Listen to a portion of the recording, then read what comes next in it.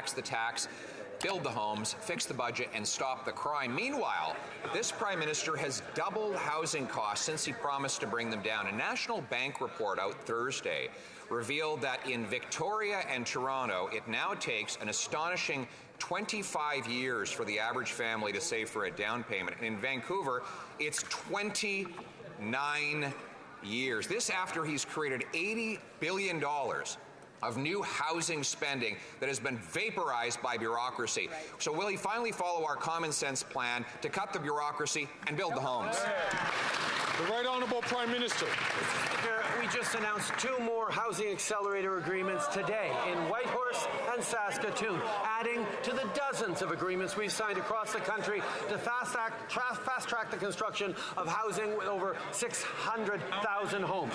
Now, the Conservative Party plan, which he's talking about, is to insult mayors and cut critical infrastructure funding, and it won't get any more homes built.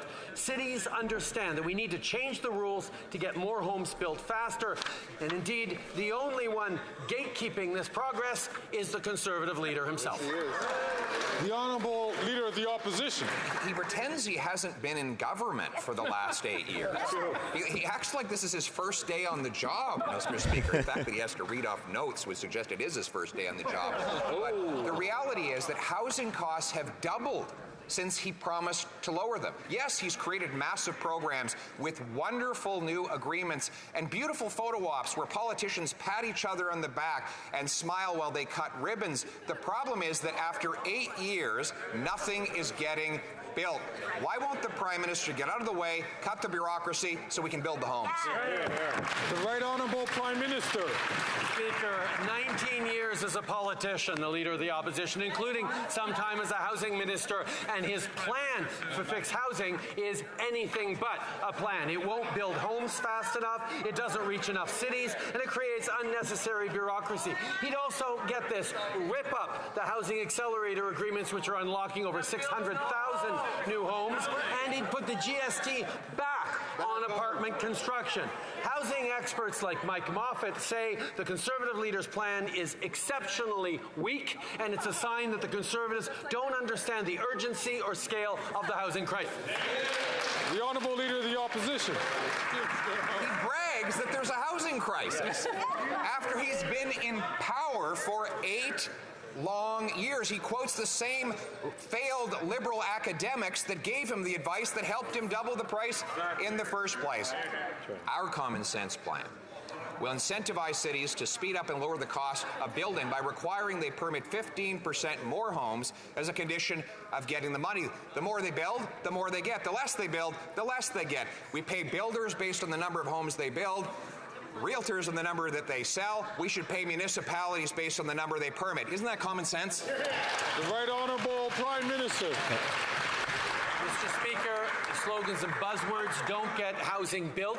Deals, constructive deals with municipalities and provinces do.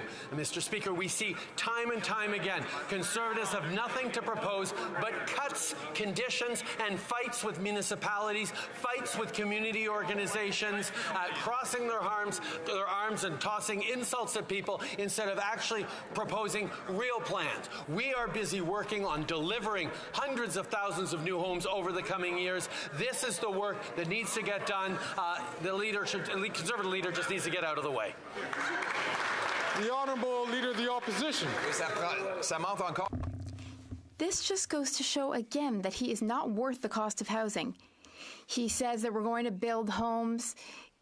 Well, he's been Prime Minister for 8 years. And what's the result? Well, he has doubled the cost of housing. In fact, rent has tripled in Montreal in the past 8 years. What's my common sense plan? Well, I'm going to give municipalities bonuses if they build more and penalties if they build less. That's common sense. Will he finally follow our plan to cut the bureaucracy and build the homes? The Right Honourable Prime Minister.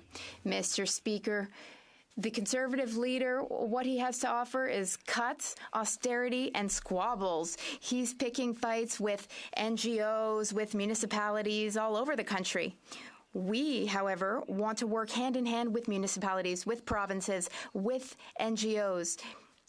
and not-for-profits to bring down rent prices, to build more housing units, and to create more opportunities for young people and families to buy their homes. We have a plan. We're delivering results. All he has to offer is cuts, fights, and austerity.